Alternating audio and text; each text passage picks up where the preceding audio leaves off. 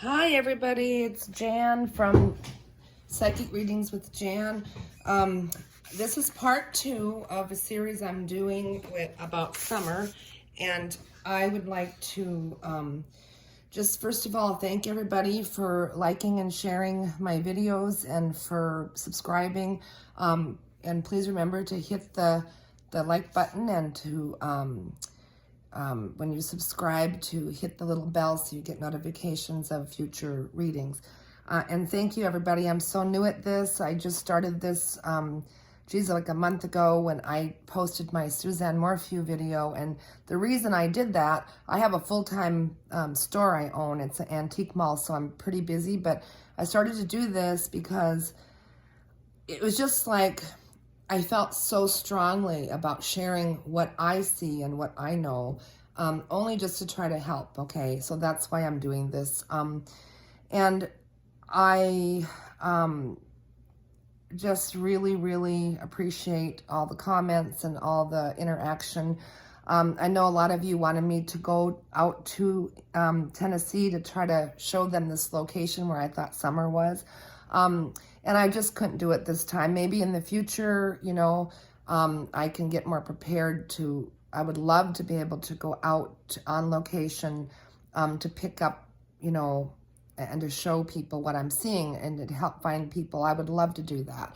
But for right now, like I said, I have the store, I have a house and a yard, a big yard, and I have 3 little dogs, and I have chickens too, so it's kind of hard to get away. I would love to have done that. But for right now I can't, but like maybe in the future I can. So anyway, I just posted a part 1, and which talked a little bit about the timeline of events and what my psychic interpretation was of the timeline. So if you haven't seen part 1, please watch part 1. Part 2 now, I'm going to talk about the interview with Candace Bly, the mom of Summer Wells. And I'm just going to put my psychic intuition into what I saw in the interview, okay?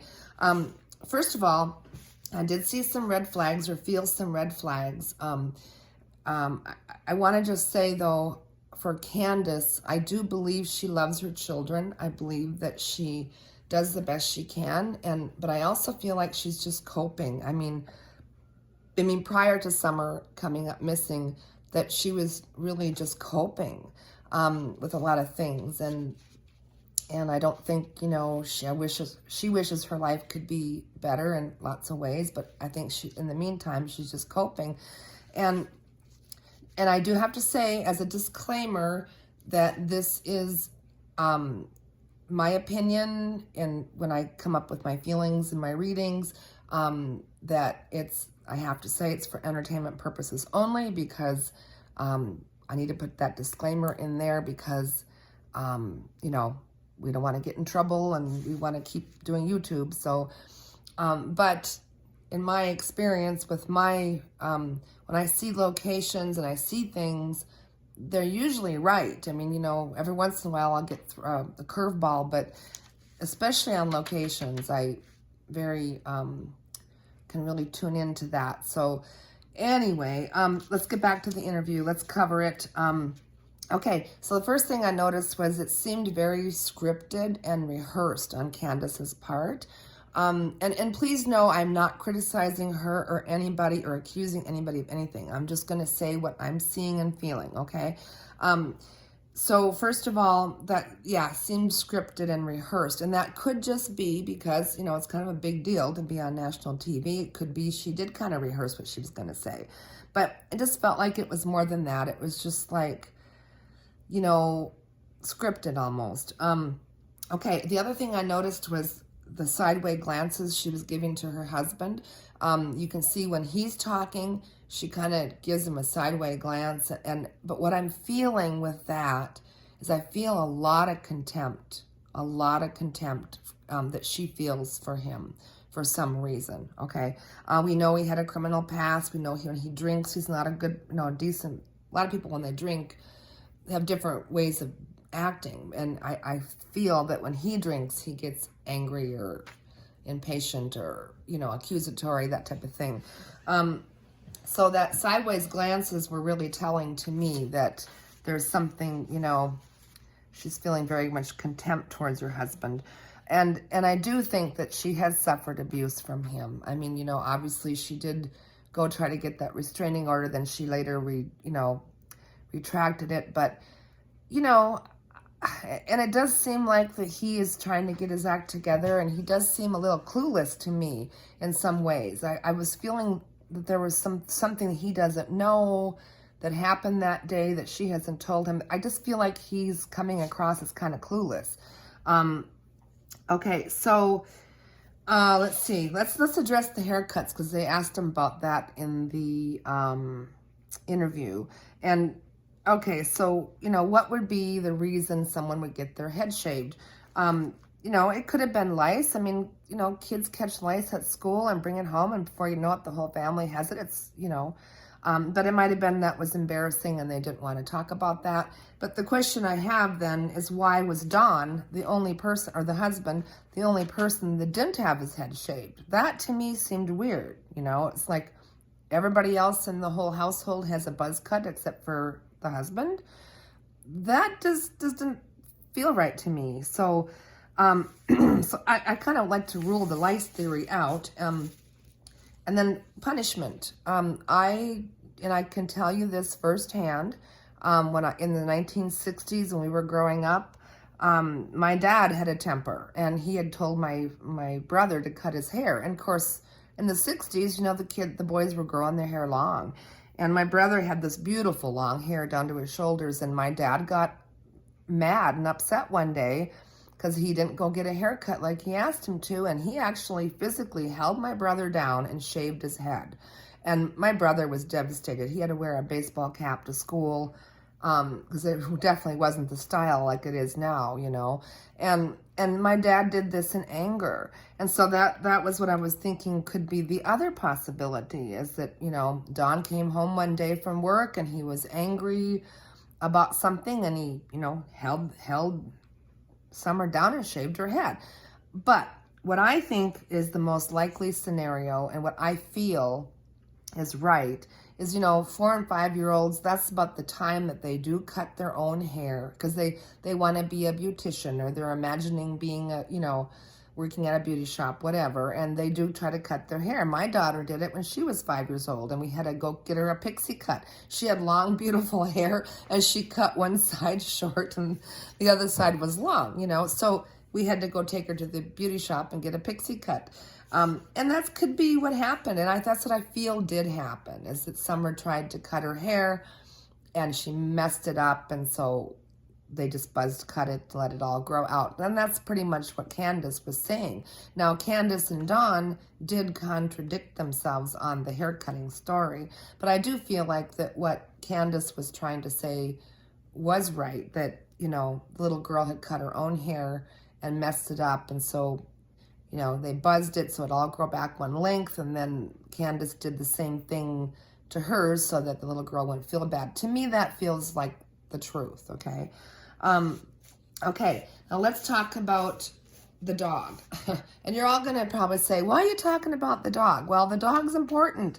In some of the earlier videos, when they first went out to the Wells' property, I saw, I don't forget which video it was, but I saw a red bone dog in the background. And then there was some puppies and stuff too.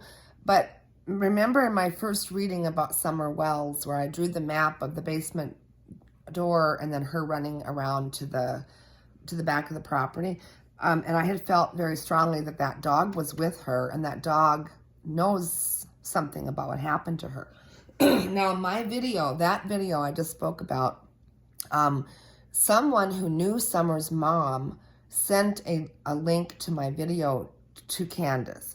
And she said she never heard back. But I do believe that she probably watched it. And because in that video, I'm talking about that the dog knows what happened. And, okay, so what makes me a little bit weirded out is that the interview with Candace that was on TV, I didn't see the red dog anywhere in the background. And I just felt like, is that red dog gone? Is it just gone? you know, and I could be completely wrong. It could be the dog was in the house, or it could be that, you know, but I just have a feeling that maybe the dog is gone. And why would that happen? Okay, so big question mark there. Now I want to talk about the abduction theory, because I really, really don't think it was an abduction, but I want to explain to you why. So let's talk about that red truck first of all. That the cops are all saying they want to find this person because they think he's a witness. Well, I don't believe that for a minute. They don't think he's a witness, but he could be. But anyway, they said that they had a full ladder rack. Well, I didn't even know what that was, so I Googled it. And it's just kind of like a gate that goes around the bed of the truck so you can stack your ladders on top. So they never said whether there was actual ladders on the truck or whether it was just a ladder rack. And they said something about white buckets also. So the feeling I'm picking up on this particular truck is that it was a handyman, especially if there was ladders on the ladder rack, which we don't know. But I am feeling like he was like a handyman in the area working on somebody's house possibly, or looking for an address where he was supposed to go work.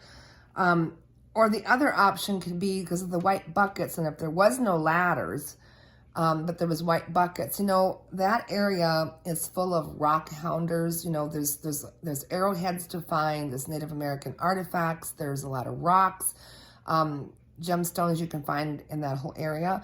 So it could have just been a rock hound coming through. I know when we used to go rock hounding years ago, we would take white buckets with us to put our tools in, and then we'd end up putting some of the rocks in the bucket. So, and then the other reason I don't think that this red truck was involved really was because if you look at their property, there's a dead end road, and I think looks like okay, let me see if I can get this picture here. And like I said, I don't have YouTube Studio yet, but when I do, I'll be able to get this pictures actually on there. But okay, so here is their property, and let's see, here is the basement door where what I saw in my reading, her running out and around and somewhere over in here. And okay, so look at this road goes all the way around the property, so it must just be a loop. But anyway, you know, so somebody would have had been parked, the dogs would have been barking if there was a truck or somebody there. You know, it's hard to say, but I don't know. I'm just not buying the abduction theory. I do think that she ran over in here somewhere, across this road into the trees, and then over to a drop-off. But, you know, something could have happened on the road. I mean, she could have seen a bear, or she could have seen a wild boar, you know, or maybe there was somebody parked over there and she got scared and ran. But I don't feel like, even if there was somebody there, that she got abducted. I still think she ended up over the hill, 50 feet down over the edge of the cliff, or the rock edge. And that's why the dogs can't find her. But I am curious to know if they still have that red dog, okay? So, all right. And then there's the 15-year-old that was with them that day. I would like to know, does he live close by? You know, I mean, I'm not saying he did anything wrong, but is he a neighbor? I mean, is he within walking distance of their property? I'd like to know that, okay? But all in all, I don't feel like she was abducted. I feel like, you know, like I said in my last part 1 video, that from the hours of 3 p.m. to 6 p.m., something else happened that's not being spoke about, okay? So, you know, and then I want to also address this issue. A lot of people said, why aren't you calling the police? You know, you have information. Why aren't you giving it to the police? Well, this is my way of putting on my information, is putting it on my YouTube channel. And I did call the police. I did call TBI, the Tennessee Bureau of Investigation. There was a lady that her husband was one of the searchers out there. She passed the video along to him. And we also called the tip line and the police. So you know, I did that, but the problem that seems to be happening is that you never get any feedback back. So you don't know if they actually did look in the location that I was talking about, where I think she is. And, you know, so if you look at this picture again here of the property, see how it loops around and then it, like right here. So I'm still thinking that Summer ran out that basement door crying. She was upset in her bare feet. She ran past the swing. She ran over across the road, then under the trees. And whatever's under the trees and through the trees, there's a rocky drop off there. And it's like a cliff almost, and there's probably water down below it. And I still, in my whole intuition, my whole gut, my whole being feels like that she fell 50 feet down. So, you know, I'm thinking they're going to need rock climbers. They're going to need a flashlight with a rope on it. They're going to need, you know, special equipment to look down in these 50 feet down into this crevice of this kind of rocky drop-off area. So, and that's probably why they haven't found her, guys. If she is there where I think she is, you know, it would make perfect sense that that's why they couldn't find her, especially if she was still alive, you know. And unfortunately, guys, you know, I was actually considering going out there when everybody was asking me to do it. And I mean, I seriously, heart-wrenchingly wanted to go. And I was actually planning on leaving. I would have had to get my one van serviced, and I was going to drive out because I thought, well, driving out would be a lot easier in lots of ways because I could have the stuff with me that I needed. But the next morning I woke up and I had a dream about Summer, that she was dancing through the field and twirling, and she was in spirit. And so I felt that she had passed, and I was feeling such an urgency to go out there because, you know, I mean, it had been like 10 days, but, you know, there was a possibility she could have still been alive, but I don't feel that now. I hate to say that. And it's a very sad situation, but it's hard on everybody. It's gotta be, you know. But anyway, so that is part 2 about the interview. I think I covered all I wanted to cover. Oh, I did want to, I don't think I mentioned the hemp tattoo. If you notice, she had a hemp, or not a hemp, marijuana leaf tattoo on her arm. And that, you know, to me was a little bit concerning because I thought, well, you know, most people put their children's name or something else important to them. Tattoos are things that are important to you. So, you know, and sadly, this family, you know, probably there's, you know, prescription drug use, there's marijuana, there's drinking. So, you know, and my heart goes out to them because, you know, life isn't easy sometimes, and people try to cope the best they can, but, you know, accidents can happen when you're under the influence. So, all right, guys, thank you for watching. Tap that button, the subscribe button, thank you, and the like button, and stay tuned for part 3, and we're going to talk about the terrain and the land, because I did a reading on the land. It's going to be very interesting. So tune in to part 3. Thank you, guys. All right, bye.